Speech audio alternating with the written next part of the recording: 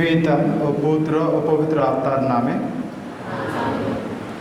আমাদের প্রভু যীশু খ্রিস্টের অনুগ্রহ, পিতা পরমেশ্বরের প্রেম এবং পবিত্র আত্মার একাত্মতা আপনাদের সকলের মধ্যে বিরাজ করুক। খ্রিস্টেতে প্রিয়জনেরা, আজ আমরা পালন করছি সাধারণকালের 10তম রবিবার। আজকের মঙ্গলবাণের পাঠগুলি স্মরণ করিয়ে দেয় আমরা ভঙ্গুর, আমরা পাপী, আমরা অপরাধ করি। মানুষ হিসেবে আমাদের যেই প্রবণতাগুলো আছে সেই প্রবণতাগুলো আমরা প্রকাশ করি। আসুন আজকের এই বিশেষ দিনে আমাদের পাপ স্বীকার করি, যেন আমরা পূর্ণযোগ্য রহস্য উদযাপন করার যোগ্য হয়ে উঠি।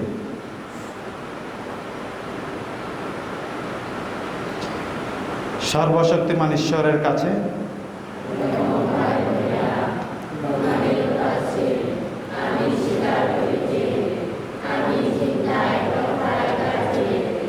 এবং উৎসে পাপ করেছি, আমার গুরুতর অপরাধে হতে এক মৃত্যু কুমারে ধনা মারিয়া সকল সাধু সাথীগণ এবং ভাই বোনেরা, তোমাদেরকে মিনতি করি আমাদের পর কাছে আমার জন্য। সর্বশক্তিমান ঈশ্বর আমাদের প্রতি সদয় হন, আমাদের পাপ ক্ষমা করুন এবং শাশ্বত জীবনে আমাদের আনয়ন করুন। হে প্রভু দয়া করো, হে খ্রিস্ট দয়া করো, হে প্রভু দয়া করো।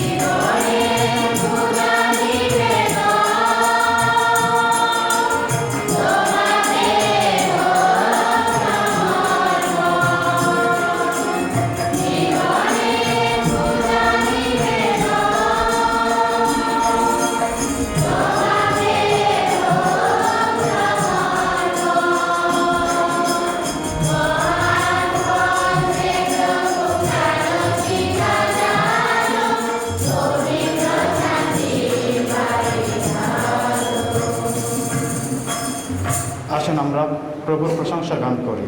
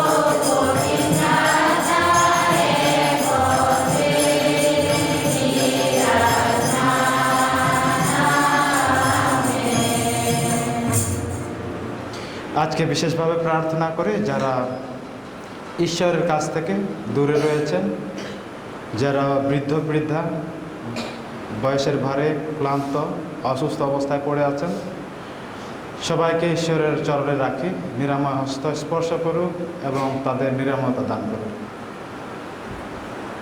আসুন প্রার্থনা করি। হে পরমপিতা, তুমি তোমার পুত্র যিশু, সেই অভিষিক্ত জন খ্রিস্টকে এ জগতে পাঠিয়েছিলেন। তিনি যেন শয়তানের রাজ্য ধ্বংস করার কাজ হাতে নেন। অনুনয় করি, আমাদের উদ্বুদ্ধ করো তোমার বাণী শুনে এবং তা আপন জীবনে সত্য করে তুলতে আমরা যেন যিশুর প্রকৃত শিষ্য হয়ে উঠতে পারি। আমাদের সেই শক্তি, সেই সাহস দান করো। খ্রিস্টমণ্ডলী সব রকম অন্যায়ের বিরুদ্ধে যে সংগ্রাম চালিয়ে যায়, আমরা যেন সেই পূর্ণ অভিযানে প্রাণপণ করতে পারি। তোমার পুত্র আমাদের প্রভু যীশু খ্রিস্টের নামেই প্রার্থনা করি, পবিত্র আত্মার সংযোগে তোমার সঙ্গে জীবনময় ও সর্বনিয়ন্তা ঈশ্বররূপে তিনি যুগে যুগে বিরাজমান। প্রথম পাঠ, আদি পুস্তক। প্রভু পরমেশ্বর আদেশ অমান্য করে প্রথম মানুষ যখন নিষিদ্ধ ফল খেয়েছিল, তখন পরমেশ্বর তাকে ডেকে বললেন, কোথায় তুমি? সে উত্তর দিল, বাগানে তোমার পায়ের শব্দ শুনে আমার ভয় হলো। আমি যে উলঙ্গ তাই লুকিয়েছিলাম। পরমেশ্বর জিজ্ঞেস করলেন, তুমি যে উলঙ্গ সে কথা কেই বা তোমাকে জানালো? যে গাছের ফল আমি তোমাকে খেতে বারণ করেছিলাম, তুমি কি তাহলে তার ফল খেয়েছ? মানুষ বলল, যে নারীকে তুমি আমার সঙ্গিনী করেছ, সে আমাকে ওই গাছের ফল দিল, আর আমিও খেলাম। তখন প্রভু পরমেশ্বর নারীকে বললেন, এই তুমি কি করলে? নারী উত্তর দিল, সাপটা যে আমাকে ভুলিয়ে দিল, আর আমিও খেয়ে নিলাম। তখন প্রভু পরমেশ্বর সাপকে বললেন, এই কাজ করেছ বলে সমস্ত গবাদি পশু ও সমস্ত বন্যজন্তুর মধ্যে তুমি অভিষিক্ত হয়ে থাকবে। যতদিন বেঁচে থাকবে ততদিন বুক ভর দিয়ে চলবে তুমি, আর ধুলো খেয়ে থাকবে। তোমার ও নারীর মধ্যে, তোমার বংশ ও তার বংশের মধ্যে আমি এক শত্রুতা জাগিয়ে তুলব। তার বংশ তোমার মাথা পিষে ফেলবে, আর তুমি তাদের পায়ের গোড়ালিতে ছবল মারবে। এই হলো প্রভুর বাণী। সামসঙ্গীত বোধ। প্রভু করুণা নিধান, তিনি মঙ্গলময়।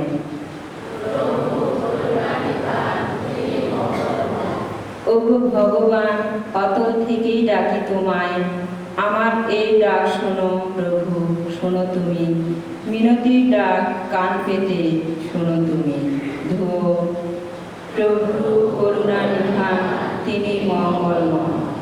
ওগো ভগবান, যদি তুমি ধরো মানুষের অপরাধ, মাথা তুলে প্রভু দাঁড়িয়ে থাকবে এমন সাধ্য কার? কিন্তু তুমি নিত্য ক্ষমার আধার, তাই সকলে তোমার ভঞ্জনা করে। ধো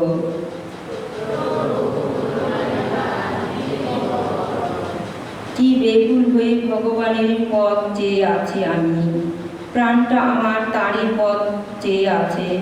তাঁর বাণীতেই আস্থা রেখেছি আমি। প্রভুরই যেমন পথ চেয়ে থাকে, কখন সকাল হবে। ধো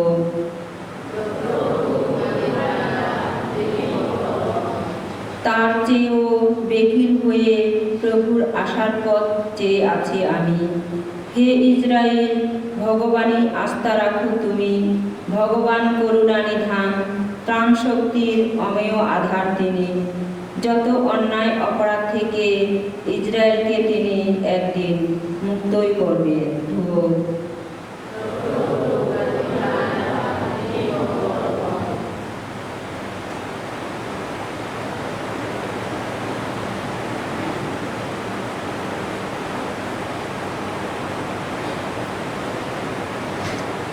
দ্বিতীয় পাঠ করিন্থীয়দের কাছে সাধু পলের দ্বিতীয় পত্র।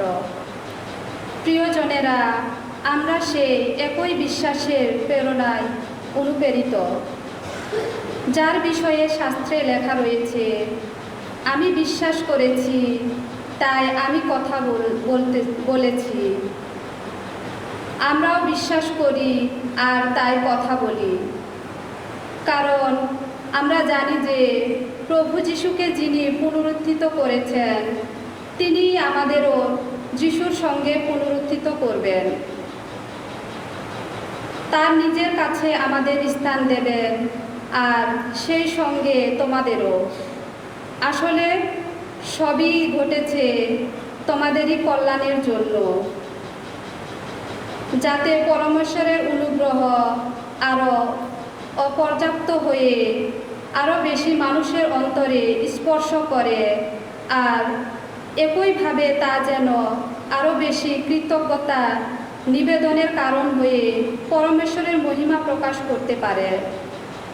সেই জন্যই আমরা কোনো কিছুতেই ভেঙে পড়ি না, বরং যদিও আমাদের বাহিরের মানুষটা ক্রমশ হয়ে যাচ্ছে, তবুও আমাদের অন্তরের মানুষ কিন্তু দিনের পর দিন নতুন শক্তি লাভ করছে।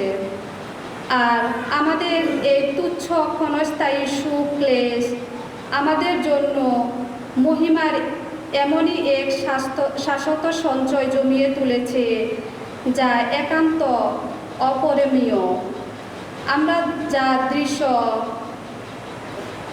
তার প্রতি নয়, বরং যা দৃশ্যের অতীত তারই প্রতি দৃষ্টি রেখে চলি, কেননা যা দৃশ্য তা অনিত্য, কিন্তু যা দৃশ্যতীত তা শাশ্বত। আমরা জানি পৃথিবীতে আমরা এই যে দেহের শিবিরে বাস করি, তা যদি কোনো দিন নষ্ট হয়ে যায়, তবে আমাদের এমন একটি আবাস আছে যা কারো হাতে তৈরি নয়, পরমেশ্বরের নির্মিত। সেই আবাস শাশ্বত, তা সর্বলোকেই রয়েছে। এই হলো প্রভুর বাণী। খ্রিস্টবাণী বন্দনা।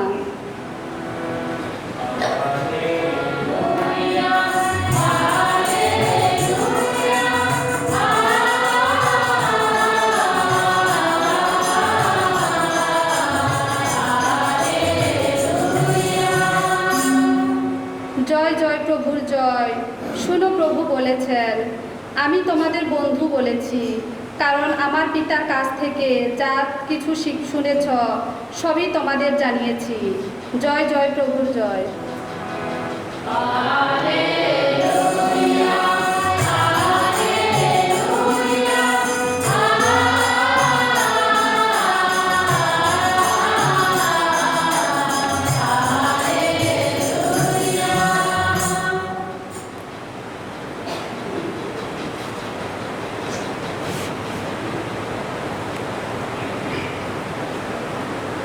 প্রভু আপনাদের সহায় থাকুন। মার্ক অনুসারে পবিত্র মঙ্গল সমাচার থেকে পাঠ।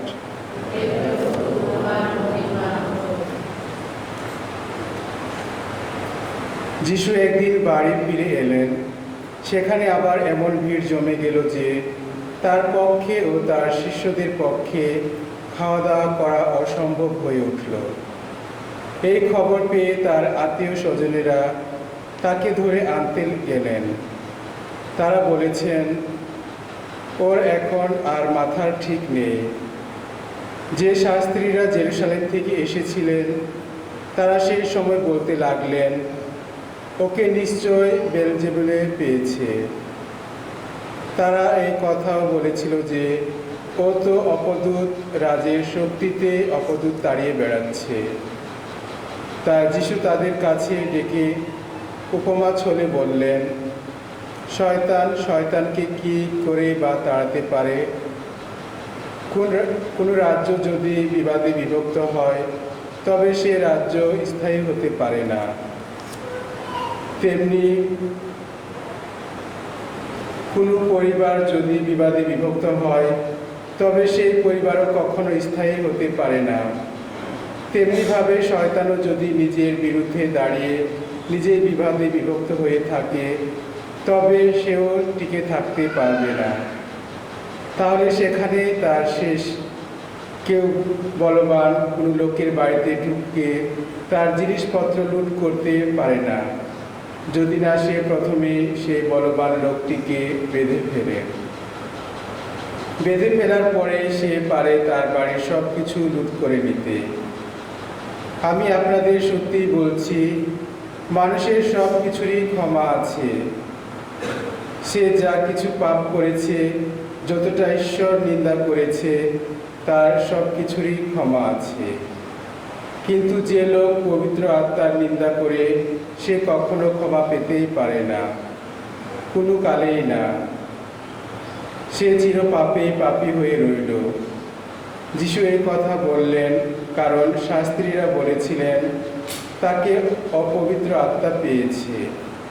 সেই সময় যিশুর মা ও শাস্ত্রীরা বলেছিলেন তাকে অপবিত্র আত্মা পেয়েছে। সেই সময় যিশুর মা ও ভাইরা সেখানে এসে হাজির হলেন। তারা বাইরে দাঁড়িয়ে থেকে তাকে ডেকে পাঠালেন। অনেক লোক যিশুর চারপাশে বসেছিল। তাকে বলা হলো, দেখুন বাইরে আপনার মা ও ভাইরা আপনাকে খুঁজছে। তিনি উত্তর দিলেন, কে আমার মা আর কারাই বা আমার ভাই? তারপর যারা তাকে ঘিরে বসেছিল তাদের সকলের দিকে একবার তাকিয়ে নিয়ে তিনি বললেন, এরাই আমার মা আমার ভাই, কারণ পরমেশ্বরের ইচ্ছা যে পালন করে সেই আমার ভাই, আমার বোন, আমার মা। প্রভুর মঙ্গল সমাচার।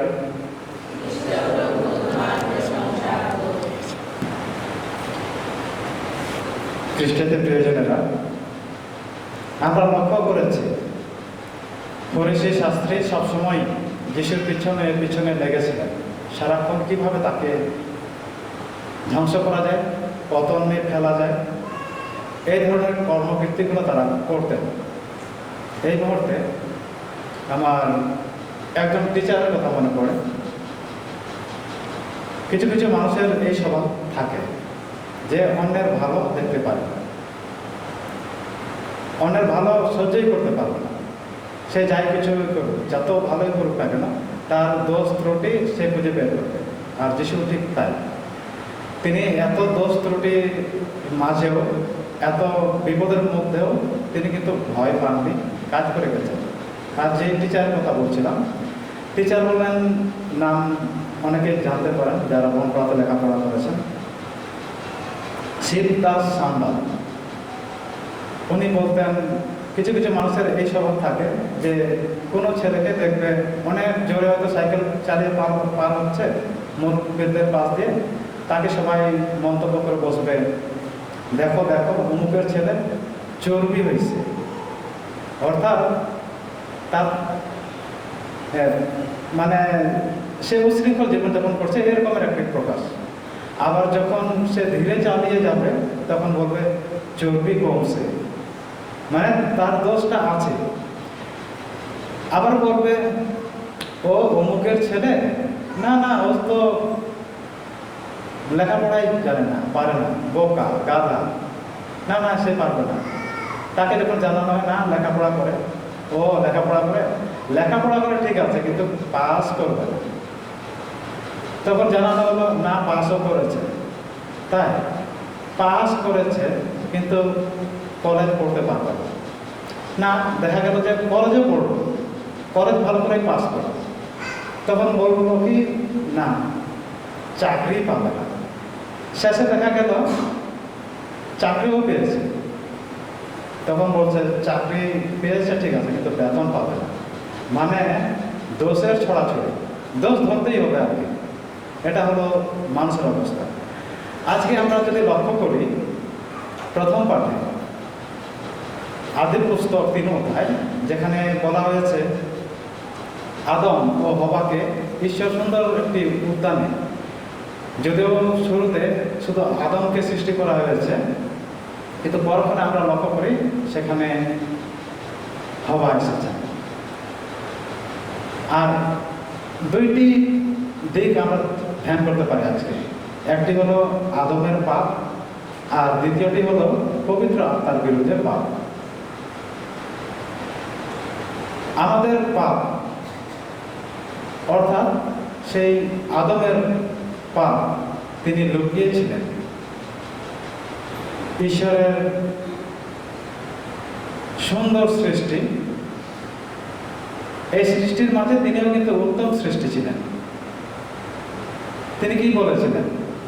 এই বাগানের সৌন্দর্য দেখিয়ে তিনি এই বাগানে থাকতে বলেছিলেন, আর বলেছিলেন বাগানের এই গাছের ফল খাবেন। কিন্তু মানুষের প্রবণতা কি? আমাদের যেখানে হলো নিষেধ, আমরা কি ওই জায়গাতেই বেশি আগ্রহী, ইন্টারেস্টেড, ওই জায়গাগুলোতেই বেশি যাই। আমাদের বোর্ডিং ছেলে মেয়েদের জন্য ফাদার এমএলইও পরলোকগত ফাদার, স্বর্গীয় ফাদার, উনি কি করতেন? ওই রাস্তা বন্ধ করে রেখেছিলেন কাঁটা দিয়ে, যেন তাদের জন্য আলাদা রাস্তা তৈরি করা হয়েছে, কিন্তু ওই রাস্তাটা কেউ যেন ব্যবহার না করে। দেখতাম প্রকৃত যে রাস্তা, ওই রাস্তা বাদ দিয়ে ওই যে কাঁটায় ঘেরা যে রাস্তাটা, ওই রাস্তাতে কাঁটা সরানোর পরে তারা ওই জায়গা দিয়ে তারা যাওয়া আসা করে, মানে ওখান দিয়ে যেতে হবে। অনেক নিষেধ করার পরেও তাদের আর বাদ দেওয়া যায় না। মানে এটা বলতে চাচ্ছিলাম আমাদের প্রবণতা, মানুষের প্রবণতা, ঈশ্বরের কাছ থেকে দূরে লুকিয়ে থাকা। আদমকে যখন বলা হয়েছে যে তুমি কোথায়, তিনি কি বললেন? আমি লুকিয়ে আছি। কেন?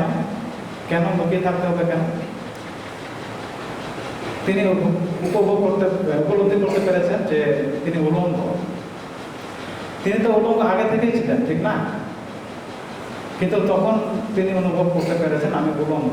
অর্থাৎ আমরা পাপে যখন নিমজ্জিত হই, তখন আদমের সেই বৃক্ষের ফল খাওয়ার মধ্য দিয়ে তার সেই জ্ঞানটা আসে, সে যে উলঙ্গ।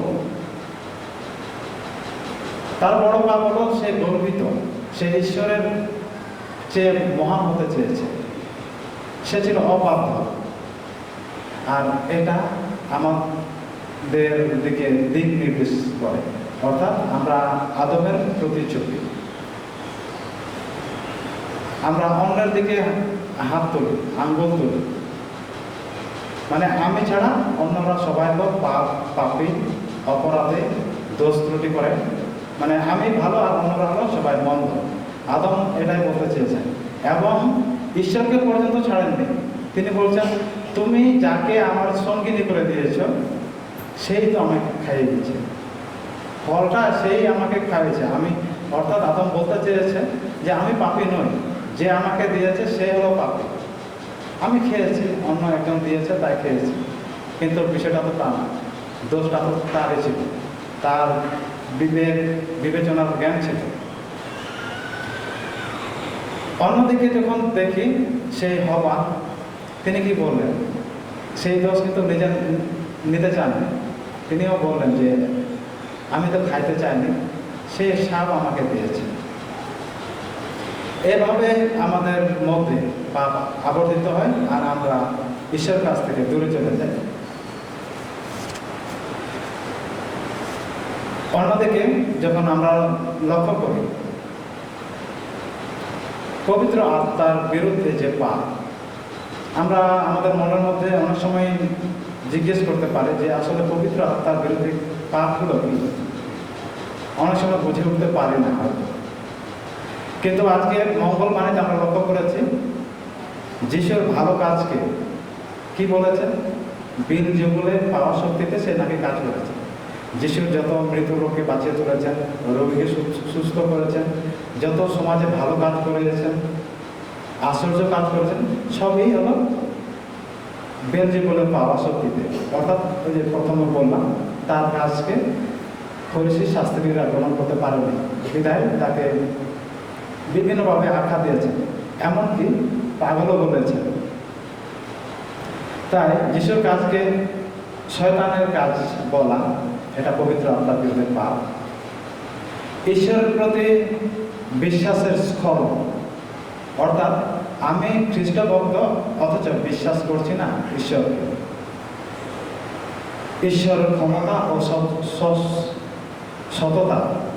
সত্যতাকে অস্বীকার করা।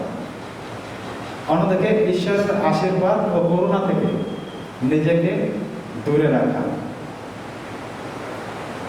ঈশ্বরের সম্পর্কে সত্যকে অস্বীকার করা, পাপ করেও নিজেকে সাধু মনে করা আর পাপ স্বীকার না করা। খ্রিস্টদের প্রিয়জনরা, আসুন শেষে আমরা ঈশ্বরের সামনে এভাবেই দাঁড়াই, আদম যেভাবে দাঁড়িয়েছিলেন। আমরাও সেই উলঙ্গ আদম এর প্রতিচ্ছবি।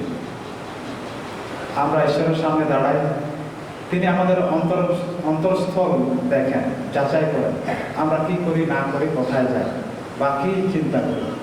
তাই তার কাছে নিজেকে মেলে ধরি এবং আমাদের পাপ স্বীকার করি, তার কাছ থেকে ক্ষমা গ্রহণ করি, আশীর্বাদ গ্রহণ করি এবং স্বর্গের পথযাত্রী হই।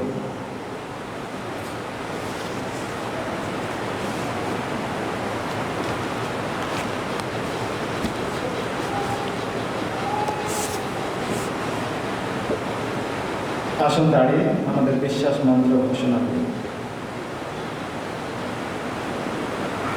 এক পরমেশ্বর, সর্বশক্তিমান পিতা, স্বর্গ ও মর্ত এবং দৃশ্য অদৃশ্য সমস্ত সৃষ্টিকর্তায় আমি বিশ্বাস করি।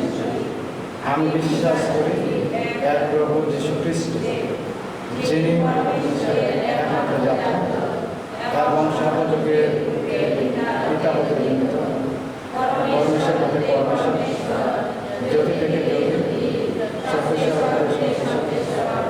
তিনি যারা শ্রেষ্ঠ নন, পিতা হতে ভিন্ন স্বরূপ, তার দ্বারা সমস্ত হল শ্রেষ্ঠ। আমাদের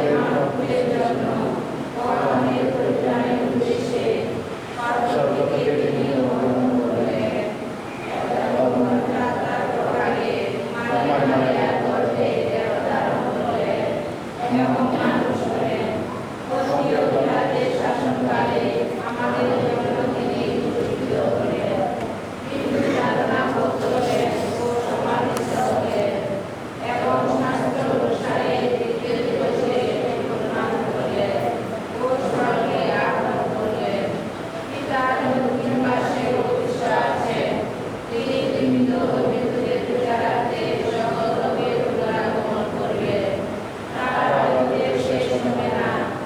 আমি বিশ্বাস করি জীবনদায়ী যিনি পিতা পুত্র হতে সংযুক্ত, পিতা পুত্রের সাথে সমবাহিত, তিনি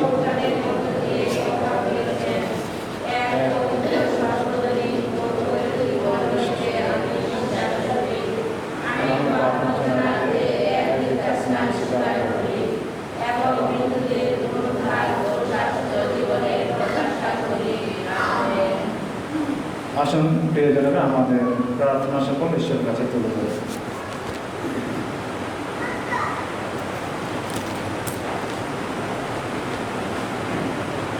পৃথিবী হলো ভালো মন্দের স্থান। আমরা প্রকৃত ঈশ্বরের সন্তান কিনা তাই যাচাই করার জন্যে পিতা ঈশ্বর পৃথিবীতে ভালো ও মন্দ দুটোই পথ রেখেছেন। আমাদেরকে সব সময় এ ভালো ও মন্দের মধ্য দিয়ে চলতে হয়, আর এই জন্য ঈশ্বর পৃথিবীতে মানুষ পাঠিয়েছে। আসুন এই উদ্দেশ্য জানিয়ে প্রভুর কাছে প্রার্থনা করি। ভালো জয় সুনিশ্চিত। মাঠে বীজ বুনলে দেখা যায় যে ঘাসগুলি প্রথম বেড়ে ওঠে, ভালো ফসল নষ্ট করে দিতে চায়, কিন্তু জমির মালিক তা দেখে ঘাসগুলি তুলে ফেলেন এবং ফসল বাড়তে সুযোগ দেন। আজকে বাস্তব জীবনে মনে হয় মন্দের প্রচেষ্টায় বেশি।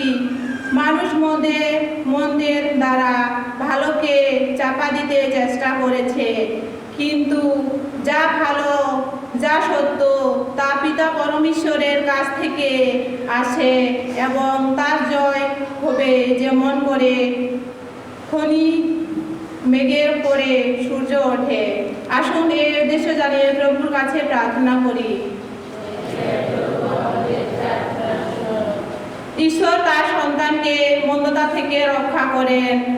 আজ আমরা শুনতে পেরেছি যে আদম হওয়া যখন শয়তান দ্বারা প্রতারিত হয়ে পাশে পড়লো এবং ঈশ্বরের কাছ থেকে লুকাতে চেষ্টা করলো, তখনই ঈশ্বর তার পিতৃসুলভ ভালোবাসা নিয়ে তাদের খোঁজ করতে এগিয়ে আসেন, এমনকি মানুষ যাতে ভবিষ্যতে শয়তানের প্রতারণায় যা পড়ে সেই জন্য ঈশ্বর মানুষকে প্রতিশ্রুতি দেন যে ভবিষ্যতে তিনি একজন ত্রাণকর্তা পাঠাবেন। তিনি মানুষকে সমস্ত মন্দতা থেকে মুক্ত করে আবার এই ঐশ্বরাজ্যে ফিরিয়ে আনবেন। আসুন এই দেশে জানিয়ে প্রভুর কাছে প্রার্থনা করি। ঈশ্বর তার প্রতিশ্রুতি প্রেরণ করেন। ঈশ্বর তার প্রতিশ্রুতি অনুযায়ী প্রভু যিশুকে পৃথিবীতে পাঠালেন যেন তিনি শয়তানের শক্তিতে ধ্বংস করে ঐশ্বরাজ্য স্থাপন করতে পারেন। আসুন এই দেশে জানিয়ে প্রভুর কাছে প্রার্থনা করি। যিশুর ঐশ্বরাজ্য স্থাপনের কাজ শুরু। যিশু ঐশ্বরাজ্য স্থাপনের প্রান্তে 12 জন শিষ্য নিয়োগ করলেন।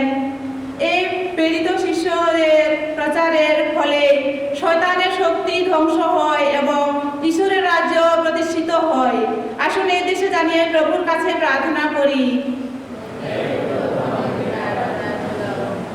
যিশুর সাথে সম্পর্ক। যিশু এসেছেন মানুষের কাছে পিতার পরিচয় দান করতে। পৃথিবীতে সব মানুষই একই পিতার আত্মা থেকে, যা পৃথিবীতে মানুষের পদচারণা শুধু পিতাকে প্রকাশ তার ইচ্ছা পালন ও ঐশ্বরাজ্য প্রতিষ্ঠা করা। সুতরাং যারা পিতার ইচ্ছা পালন করে তারাই তার আত্মীয় স্বজন ও আপনজন, কেননা যিশুর পিতা থেকে জাত এবং আমরাও পিতা থেকে জাত। সুতরাং আমরা দুই নয়, একই পরিবারের আওতায় একই পিতার সন্তান। আর এই চেতনা বোধ যদি আমাদের প্রত্যেকেরই মধ্য থেকে, তবে পৃথিবীর কোনো মন্দতায় আমাদেরকে স্পর্শ করতে পারবে না। আসুন এই দেশে জানিয়ে প্রভুর কাছে প্রার্থনা করি। হে পরমপিতা, তোমার চরণে আমরা যে সকল উদ্দেশ্য তুলে ধরেছি তার নাম আমাদের মুক্তিদাতা প্রভু যীশু খ্রিস্টের নামে।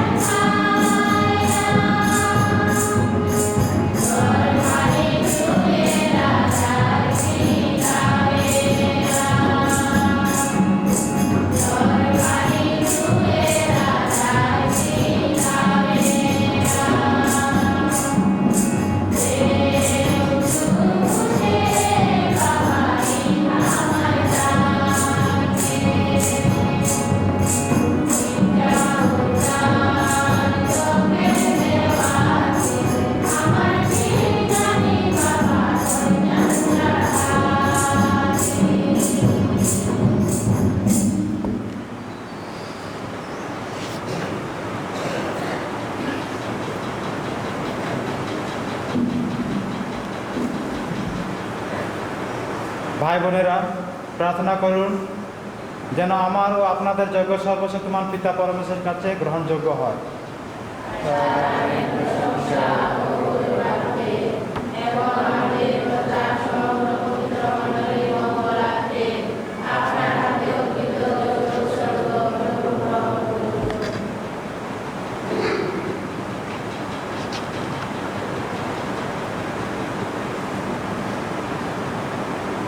হে করুণানিধান, আমাদের সেবা কর্মের প্রতি চোখ তুলে চাও।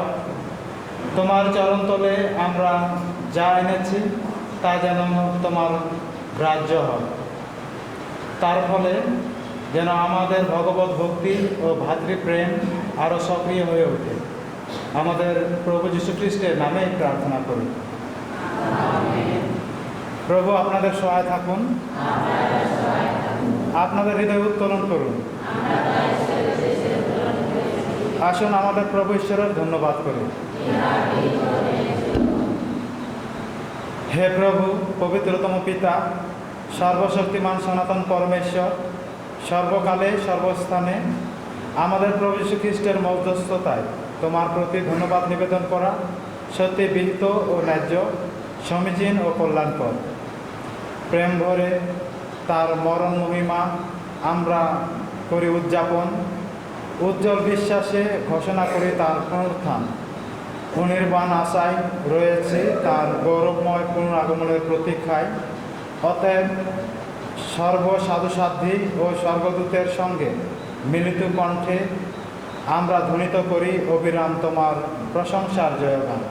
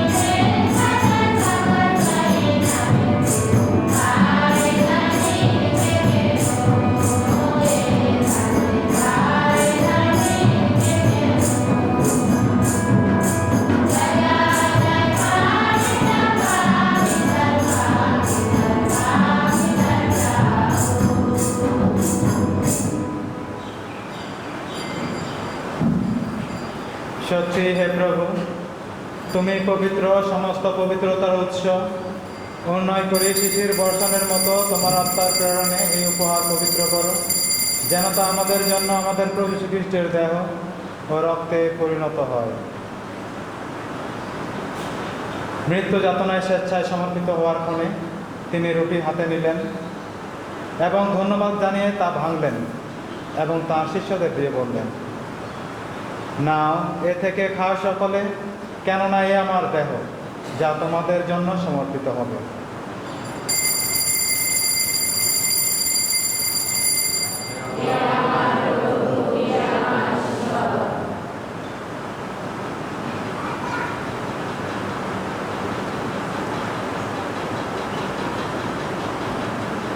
তেমনিভাবে সান্ধ্যভোজের পরে তিনি পান পাত্রটিও নিলেন, পুনরায় তোমাকে ধন্যবাদ জানিয়ে তাঁর শিষ্যদের দিয়ে বললেন, না, এ থেকে পান করো সকলে, কেননা এ আমার রক্তের পান পাত্র, নূতন ও শাশ্বত সন্ধির রক্ত, যা তোমাদের ও অনেকের জন্যে পাপমোচনের উদ্দেশ্যে পাতিত হবে।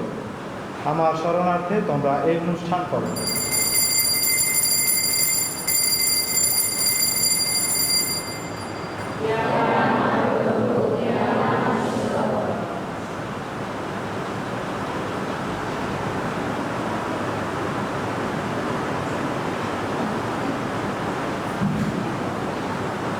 আসুন বিশ্বাসের রহস্য ঘোষণা করি।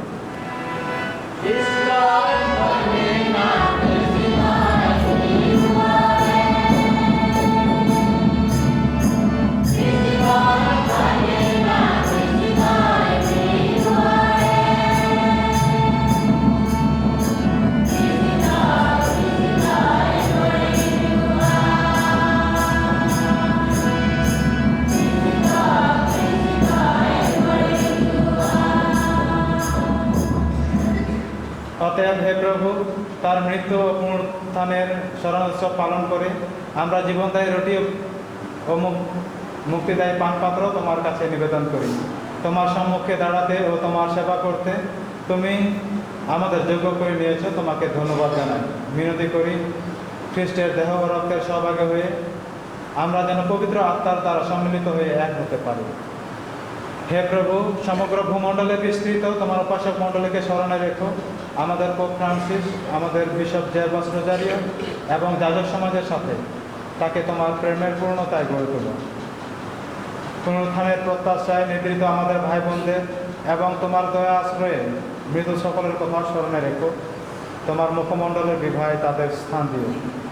অনুনয় করি আমাদের সকলের প্রতিও সদয় হও, যেন ঈশ্বর জননী ধন্যা কুমারী মারিয়া, তাঁর স্বামী ধন্য যোসেফ, ধন্য প্রেরিত শিষ্যগণ এবং যুগে যুগে তোমার প্রীতিভাজন সকল সাধু সাধ্যির সঙ্গে আমরা অস্বাস্থ্য জীবনের সহভাগী হবার যোগ্য হয়ে উঠি এবং তোমার প্রশংসা ও মহিমাকৃত করতে পারি তোমার পুত্র আমাদের প্রভু যীশু খ্রিস্টের দ্বারা।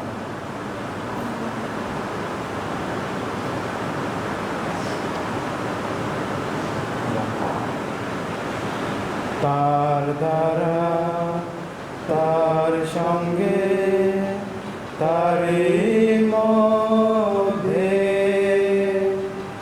পবিত্র আত্মার সংযোগে হে সর্বশক্তিমান পিতা পরমেশ্বর, সমস্ত গৌরব তোমারি সমস্ত মহিমা যুগ যুগান্তরে।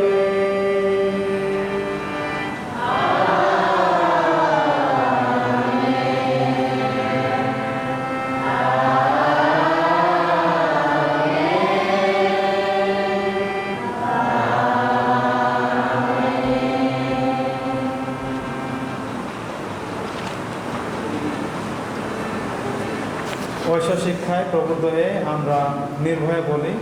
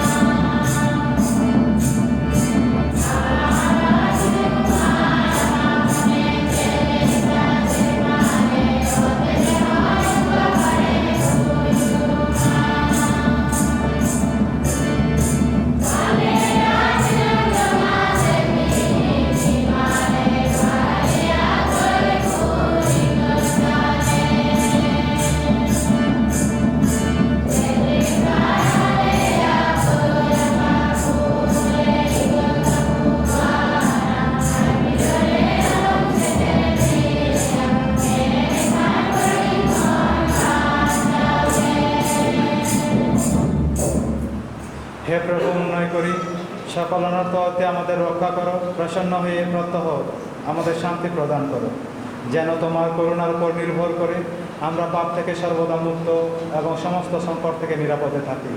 আমরা রয়েছি সেই পূর্ণ আশায় এবং আমাদের মুক্তিদাতা যীশু খ্রিস্টের আগমনের প্রতীক্ষায়।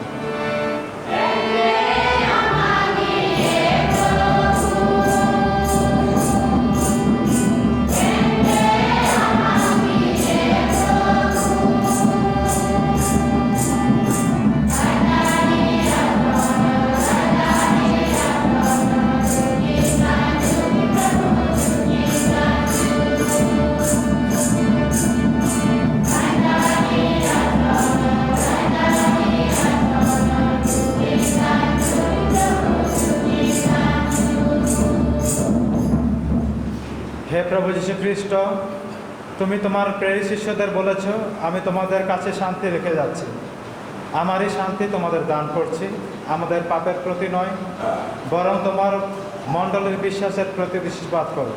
প্রসন্ন হয়ে তোমার ইচ্ছা অনুসারে তাকে শান্তি ও একতা প্রদান করো। তুমি জীবিত আছো, রাজত্ব করছো যুগে যুগান্তরে। প্রভুর শান্তি আপনাদের মধ্যে বিরাজ করুক। আসুন আমরা পরস্পরকে খ্রিস্টের শান্তি প্রদান করি।